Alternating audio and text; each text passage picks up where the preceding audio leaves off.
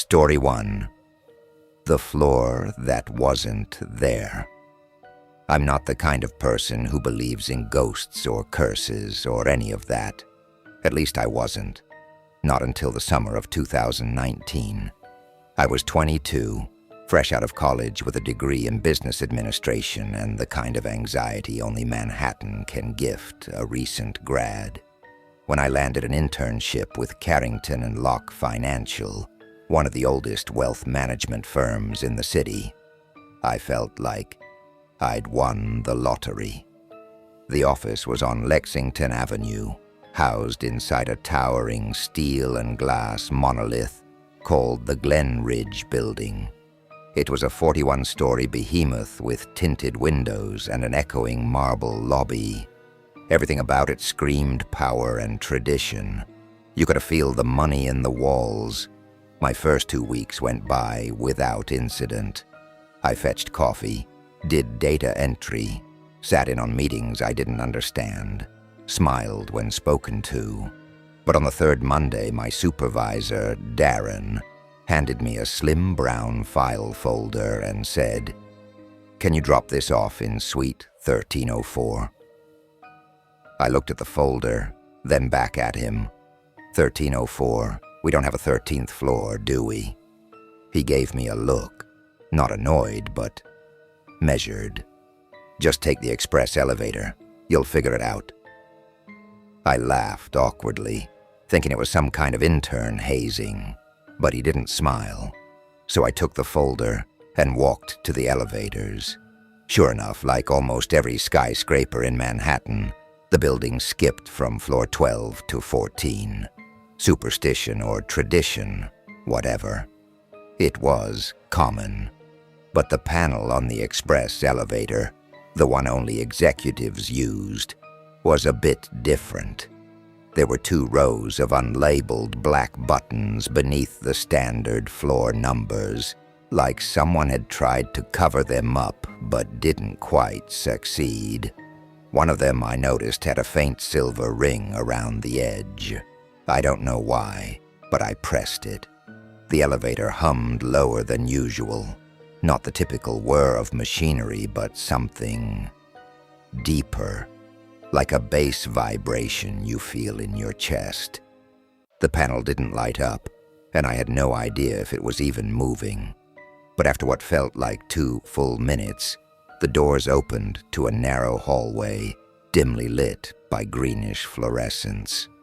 The wallpaper was faded brown and yellow striped, and it reeked of mildew and dust. There were no exit signs, no security cameras, no fire extinguishers, just a plaque on the wall, Suite 1304, Archives Department. The door was already slightly open. Inside, the air was heavy, humid and thick, like a basement in July. The room was a sprawling maze of desks and cubicles, all covered in dust. The furniture was outdated. Avocado-colored chairs, mustard file cabinets, typewriters instead of computers. Everything looked like it had been untouched since the 1970s.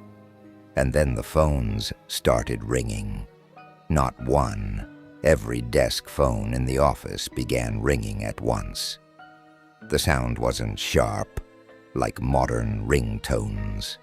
These were the dull, mechanical rings of rotary phones, out of sync and deafening. I froze, and then they stopped. I placed the folder on the closest desk and turned to leave. But the door was gone. I swear to God, it had been there moments before. Now it was just a solid wall with more striped wallpaper. I ran my hands over it, knocking and pushing, looking for seams. Nothing. I turned back around, trying to keep calm, and that's when I saw it. Someone was sitting at one of the far desks. A woman, pale, blonde beehive hair, red lipstick, cracked and faded. She was wearing a yellow blouse and a pencil skirt, just typing. Her eyes didn't blink. Her hands moved robotically. I stepped closer, heart pounding. "Excuse me," I whispered. She didn't respond. Her fingers continued tapping, Even though the typewriter she was using wasn't loaded with paper, I backed away and bumped into a filing cabinet. A drawer slid open by itself, revealing a stack of faded memos. The top one was addressed to Mr. Clyde R. Locke and dated July 12th, 1974, exactly 45 years ago to the day. I heard a creak behind me. When I turned around, the desks were full. People now filled the entire office, men in wide ties, women in shoulder pads, all sitting, typing, or answering phones that weren't plugged in. None of them looked up. Their skin was pale, their faces slack. One man had what looked like blood dried beneath his collar. I ran. I didn't care about being professional or composed. I sprinted through the maze, desperately searching for an exit. I passed a break room where a microwave was melting inward, its window bulging like something had exploded inside. The coffee pot was full, but the liquid inside was thick, tar-like, and steaming. Then I heard a voice, deep, grating, like someone gargling gravel. "You weren't summoned." I stopped. At the end of the hall stood a tall man in a charcoal suit, his face blurred like someone had smeared grease across his features.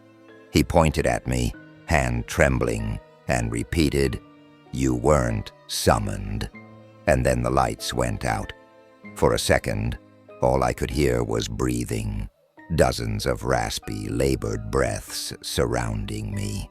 I fumbled for my phone, turned on the flashlight, and the hallway was empty again.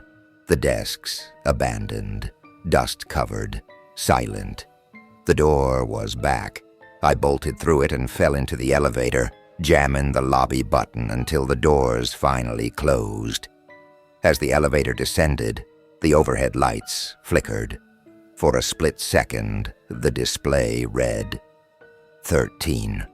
When I got to the lobby, I stumbled out, white as a sheet.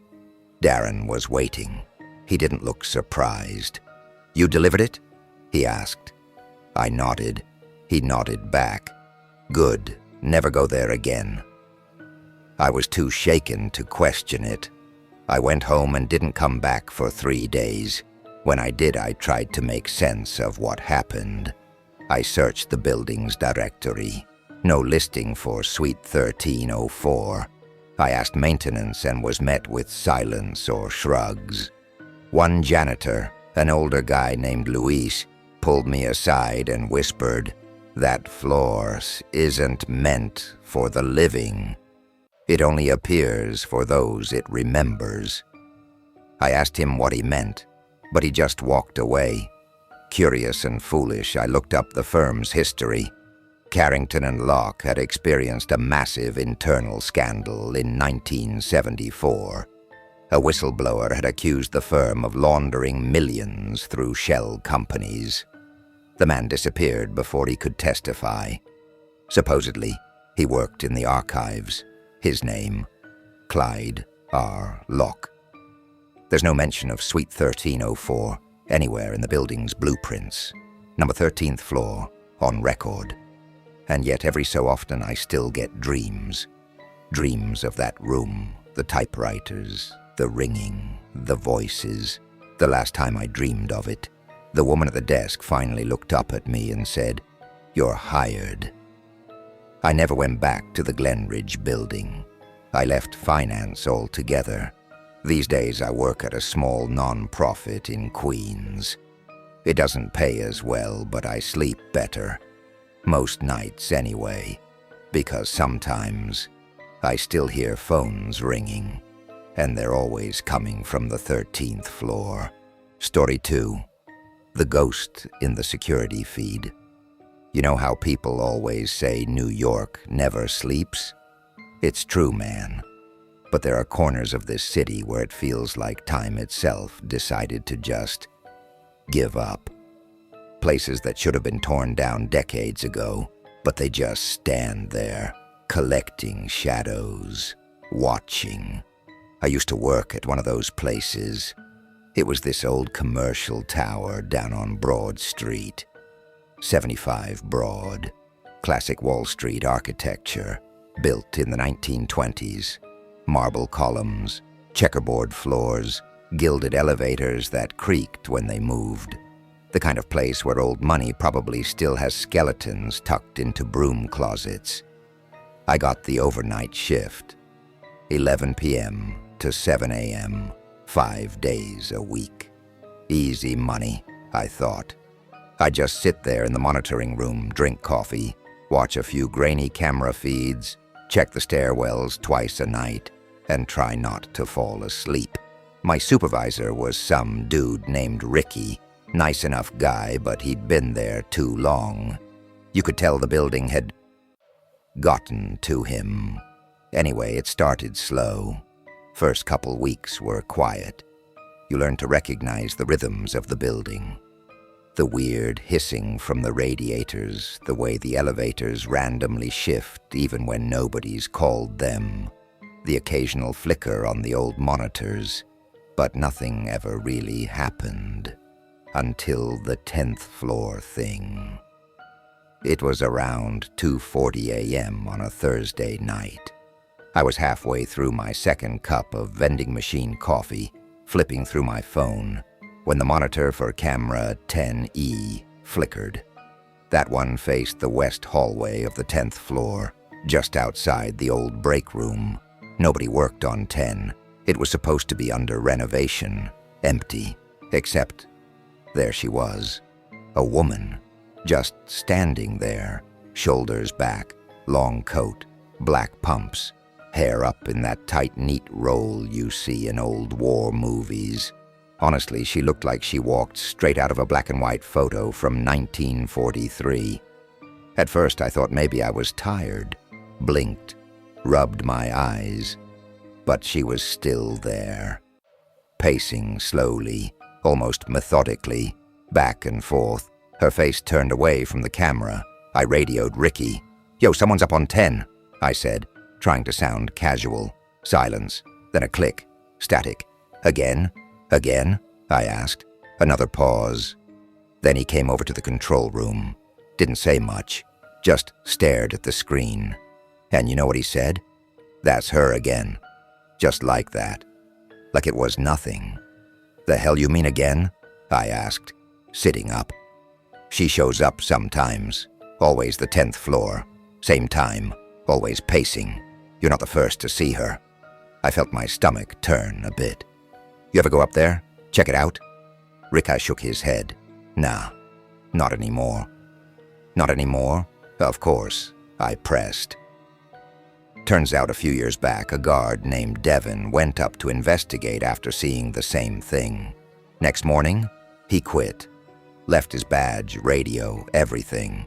Nobody could reach him. He moved out of the city. Never gave an explanation. Creepy, sure, but I didn't scare easy. So I decided I'd check it out myself. I know, dumb, right? But that's what gets us every time. Curiosity, ego, and a tiny part of me that still thought it might be a prank. So I took the freight elevator up. The regular one was down for maintenance. It groaned like an old man as it hauled me up. Lights inside flickering just enough to feel like I was heading into a nightmare. When I stepped onto the 10th floor, it was cold. Not just cool, cold. Like the kind of chill that lives in your bones. The hallway was dark. Only the exit sign at the far end cast any light. My boots echoed as I walked. No sign of her. Just empty offices, plastic sheets over the cubicles, dust dancing in the glow of my flashlight. I reached the break room, and that's when I saw it. An envelope, just sitting there, dead center on the table. It had my name on it. My full name, Marcus A. Doyle, in cursive, not typed, not scribbled, written in black fountain ink, real neat, old school kind of handwriting. Hands shaking, I picked it up. It wasn't sealed. Inside was a single sheet of paper. I still remember every word, burned into my brain like a scar. Marcus, The woman you saw has been here before. She'll be here long after. Don't go near the elevators after 3:13 a.m. tonight. Don't try to leave early. Don't go back to your locker until 4:26. And for God's sake, don't answer if the phone in the stairwell rings. If you ignore this letter, your last breath will be the sound of your own name, whispered by someone who shouldn't be breathing. You'll hear footsteps. Let them pass. You'll hear humming. Walk the other way. This is your only warning. Minus, I dropped the letter. Took 2 steps back. Then I heard it. The humming. Software. Like an old tune. Something your grandma might sing while folding laundry. It was coming from the end of the hall.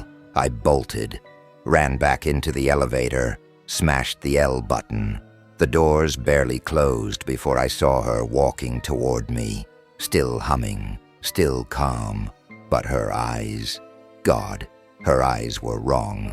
Like they weren't connected to anything human. I made it back to the lobby. Shaking. Could barely breathe. Ricky looked at me, wide-eyed, and asked if I saw the letter. I nodded. He just said, "Then you better listen to it." That whole night, I stayed in a control room. Didn't move. Watched the clock like a prisoner. At 3:13 a.m., the elevator panel behind me dinged. Elevator B. Nobody had called it. I didn't turn around. At 3:14, it went back up. At 4:26, I grabbed my stuff and left. The letter? It vanished. I checked the cameras the next day. No footage from the 10th floor, just static, like it didn't exist that night. I kept working there for 3 more months. I followed the rules. Never answered the stairwell phone. Never rode elevator B after 3 a.m. Never opened lockers alone. And sometimes I'd see her on the monitor, same hallway, pacing, always 2:40 a.m. But she never looked at the camera, never spoke, until my last shift. I was grabbing my jacket from the locker when the walkie buzzed, just static at first, then a whisper. Marcus. My name. No one else was on duty that night. I quit the next morning, tried to talk to a city historian once, showed him photos of the building, asked if anything weird had ever happened on the 10th floor. He stared at me and said, "There was no 10th floor. It was closed off in 1952, after a fire killed 4 secretaries. One was never identified." He showed me a newspaper clipping, and there she was. The same coat, same shoes, same hair, standing in the background of the photo, staring at the camera, dead 70 years, and still pacing that damn hallway. I never worked security again, and every time I pass Broad Street, I don't look up, not even once, because I know behind one of those dark windows on the 10th floor, she's still waiting. Story 3. The office that wasn't there. Yesterday, look, I've temped all over this damn city. Law firms, startups, dentist offices, you name it. The thing about temping is, you go in, you do the job, you leave, you forget. It's a blur of reception desks and copy machines and half-broken Keurigs. The faces don't stick. The cubicles all look the same. It's transactional. You keep your head down and wait for the next gig. Except this one. This one won't leave me alone. I was with this staffing agency in Midtown. Small operation. They called themselves Precision Placement. Real uptight branding, but they paid on time. And the office manager, Tara, liked me. So when she called me one Monday morning and asked if I could cover a one-day gig in Chinatown, legal assistant at a place called Baxter Client Group, 9 to 5, nothing fancy, I said sure. The address was 112 Baxter Street. I didn't think twice. Hopped the R train, switched to the 6, Walked up from canal. The building wasn't exactly what I expected. For one, it was immaculate, like new. Black glass panels, silver trim, way too polished for that block. It stood out, clean and silent, like it had been digitally dropped in the middle of a noisy street. No doorman, no sign, but the little brass plate next to the door read, Baxter Client Group, 12th floor. The elevator was fast, almost too fast. It didn't make a sound. When I stepped out onto the 12th floor, the first thing I noticed was the smell, like lavender and dry paper, and the silence. No phones ringing, no footsteps, not even typing, but everyone was there. Rows of cubicles, people seated in every one, men in gray suits, women in gray blouses, all pale, all eerily still, working, or pretending to. I went up to the reception desk, a woman with platinum blonde hair, not a strand out of place, greeted me without smiling. "You must be Claire," she said. Her voice was slow, measured.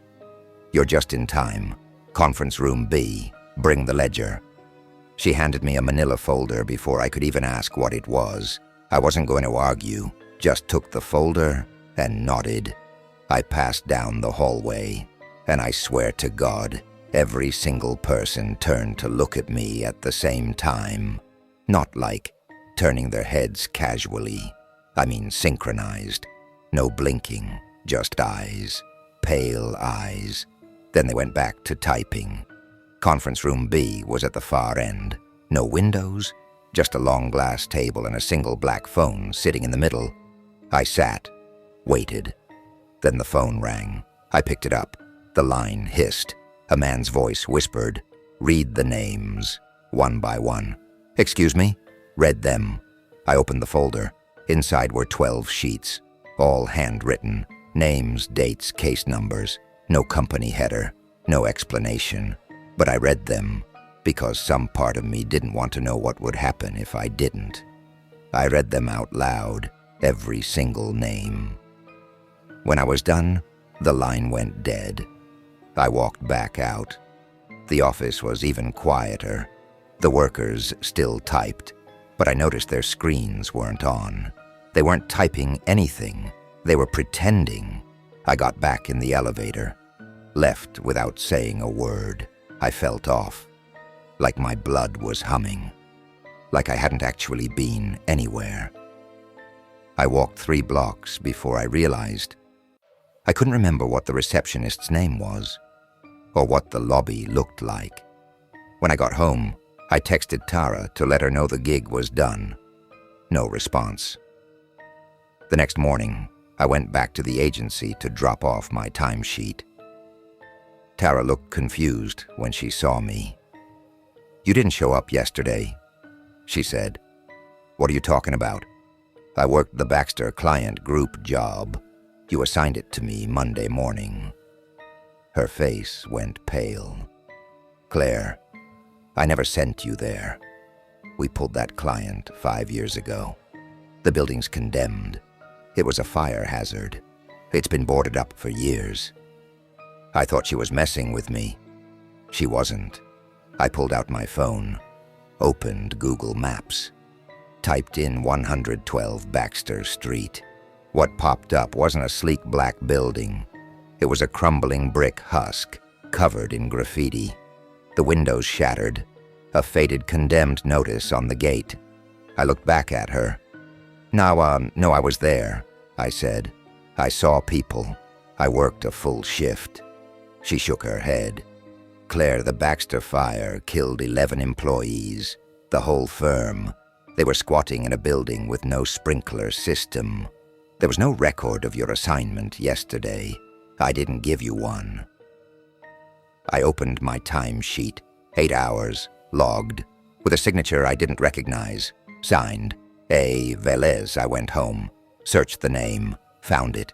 Antonio Velez, junior partner at Baxter Client Group, died in the fire, December 11th, 2018.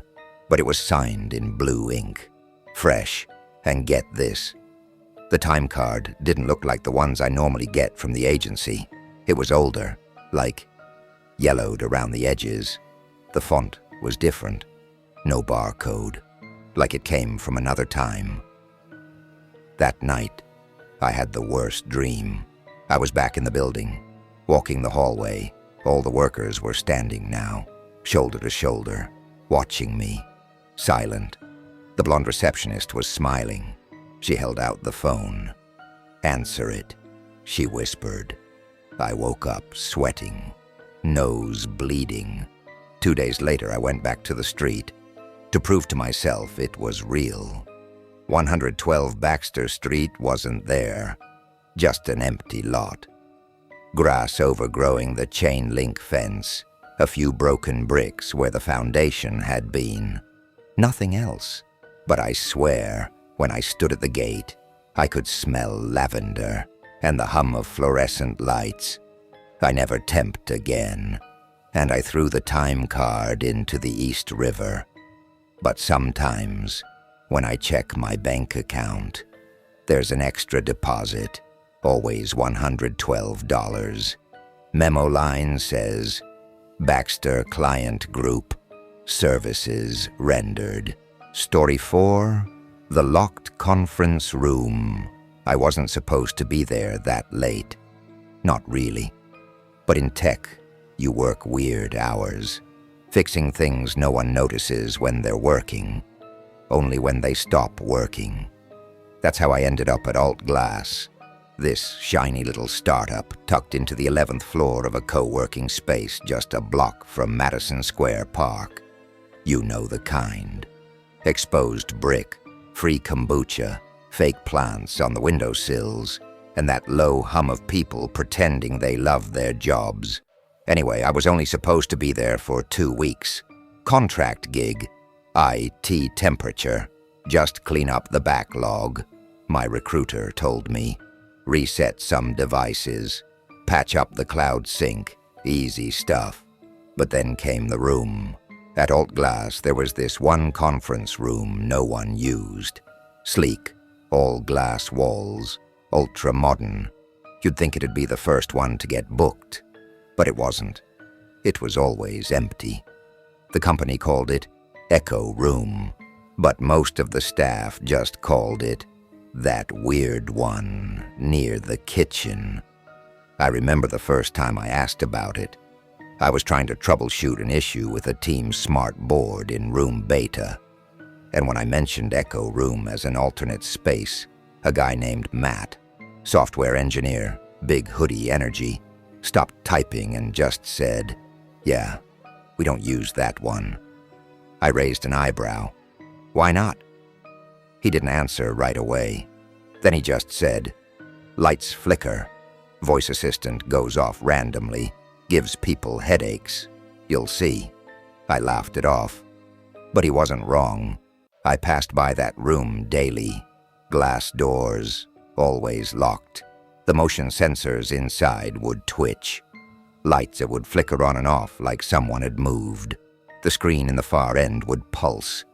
One of those big black smart monitors. It would glow faint blue around the edges sometimes. No reason. But the weirdest thing? The voice assistant. Alt Glass had installed some creepy in-house AI, supposed to sync calendars, control lights, you know, corporate gimmicks. But only in Echo Room at exactly 3:33 a.m., the assistant would turn itself on and say, "Welcome, guest," every single night. I saw the log myself when I poked around in the admin settings. 3:33 a.m., consistent, not random, and no one was ever in the room. Then the dog died. Yeah, Alt Glass had an office dog, Poppy, little cream-colored terrier, hyper as hell. Everyone loved her. One night, she slipped her leash during a late work session, bolted straight to the Echo Room door, started barking like crazy, high-pitched, growling, throwing herself against the glass. Then, silence. She dropped. No one touched her. She didn't even hit the wall hard, just Dropped. The vet said it was some kind of heart episode, but she was young, healthy. After that, they taped up the room, stuck a passive-aggressive little memo next to the door. Out of service. Do not use until further notice. And still, 3:33 a.m. Welcome, guest. Now I was dumb. Or maybe just bored. I started staying later, checking system logs. The camera in Echo Room had a weird glitch. It would save backups, but only from 3:33 to 3:36 a.m. 3 minutes. Nothing else. I pulled the footage. The first night, nothing. Second night, the lights flicker on. The black monitor lights up, and for just a second, there's a reflection on the far glass wall. A figure, tall, thin, no visible face, not in the room, just on the glass, like something was standing behind the camera, looking in and moving closer, but no one had opened the door, ever. I should have stopped there, but I didn't. The third night, I came in with my own gear, my own GoPro, mounted it just inside the break room fridge to angle toward Echo Room's door, sat down, kept an eye on the time, 3:30 a.m., building quiet. The last engineer had left hours ago. I'm sitting there chewing on stale pizza when the lights behind me flicker.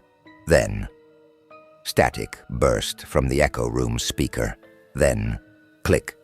The door unlocked itself.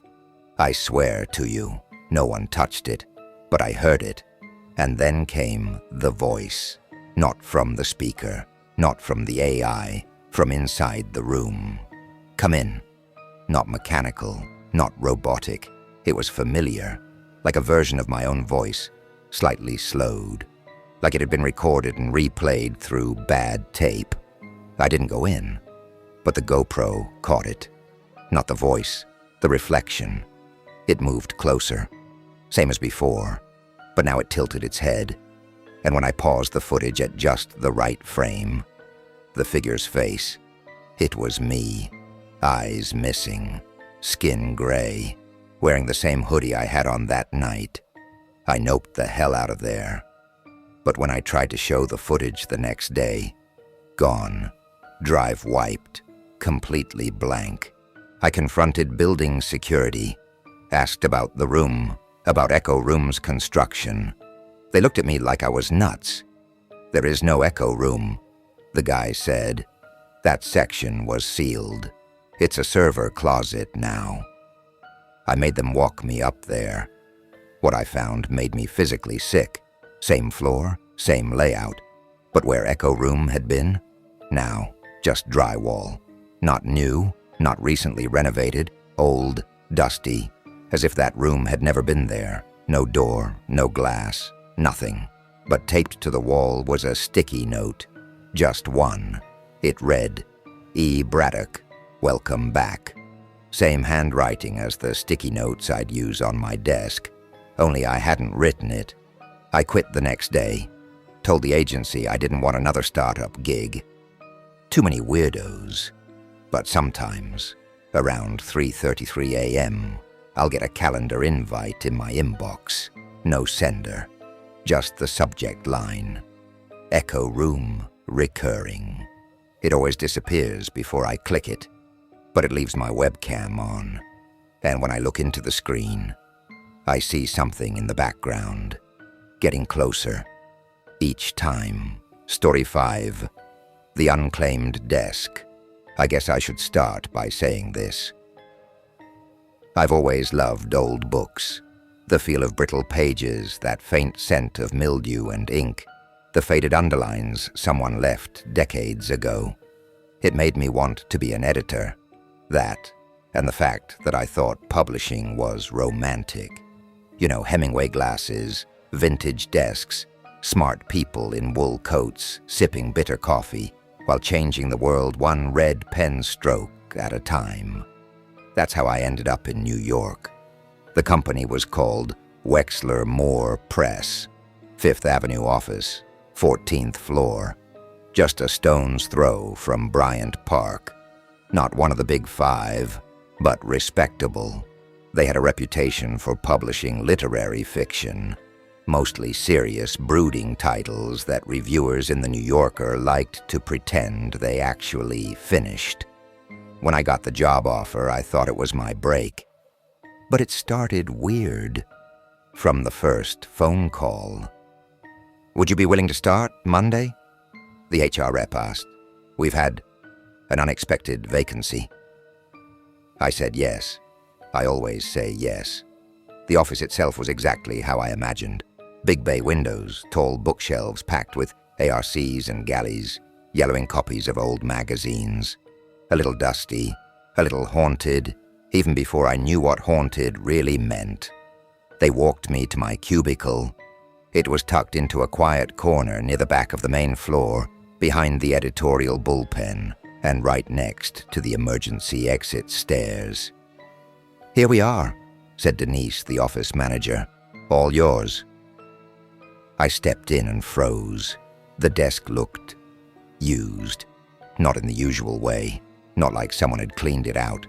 There were still things on it, a cracked mug, a dried-out pen jammed into the drawer, a dog-eared copy of The Raven and other poems. I turned to her, confused. Wasn't this someone else's desk? Denise hesitated, smiled too quickly. "Oh yes, but he left. It's yours now." That pause stuck with me, but I didn't press. That was my first day. That night when I logged off, I noticed something odd. My desktop background had changed. Black screen, white text in an old typewriter font. A quote, "All that we see or seem is but a dream within a dream." Poe. I hadn't set it. Thought maybe it was a default theme, a weird office quirk. I changed it back, but it happened again. Every night, same quote. Sometimes different ones, always Poe. The second week in, I found a manuscript on my desk. Not an email file, a printed stack. Red margin notes in the sides. Too ornate. Simplify this. Lose the adverb. The thing is, I hadn't printed it.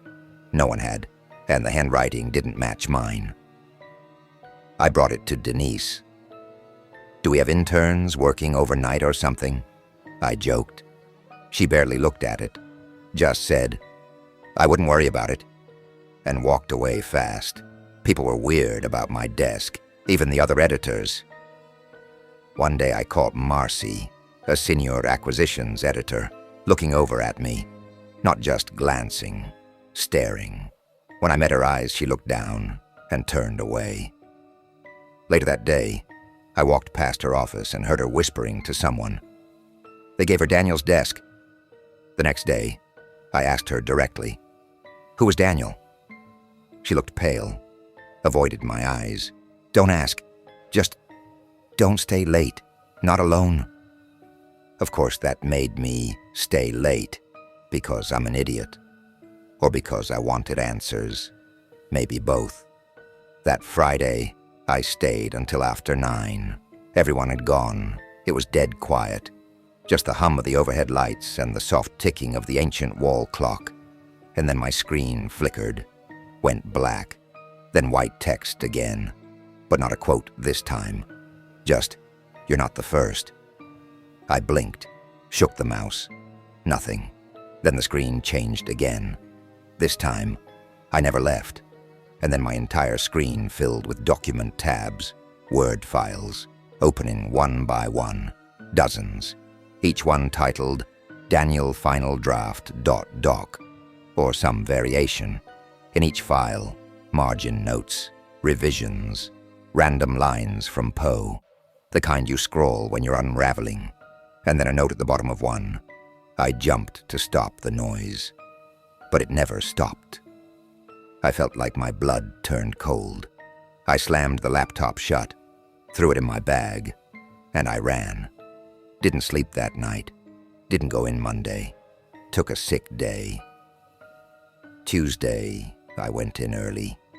I wanted to check the emergency stairwell next to my cubicle. I don't know what I expected, but when I opened the door, I saw something scratched into the metal frame on the inside. Just 4 words. "I'm still down there." I asked the doorman if anyone had ever jumped from this building. He looked at me strangely. "That's not something we talk about," he said. "Not anymore." But I pressed, and finally, he said, "There was an editor. During the 2008 crash, lost everything, left a note no one could read. They say he jumped, but no one saw him land. No body, no blood, just gone. And the next day, his cubicle, the one I sat in, was back in place, as if nothing happened. Now, I know what you're thinking. Stress, sleep deprivation, imagination. But one night, I got brave again. I set up my phone to record video while I left it on the desk. When I watched the footage later, I saw myself, sitting at the desk, not moving. Only thing is, I wasn't there. I was home, watching Netflix, eating noodles. But the camera showed me. Same clothes, same posture, blank face, eyes blacked out. Then it turned to the screen, and the reflection showed a man behind me. Not me, not anybody I knew. Just a pale figure in a corduroy blazer, looking down at the keyboard, mouthing something. When I turned up the audio, you could barely hear it. A whisper, still editing. I quit a week later, moved to Chicago, freelance now. No more cubicles, no more after hours. But sometimes, even now, I get emails with no sender. The subject line, final revisions, urgent. I never open them, I never reply, and I never ever work after dark.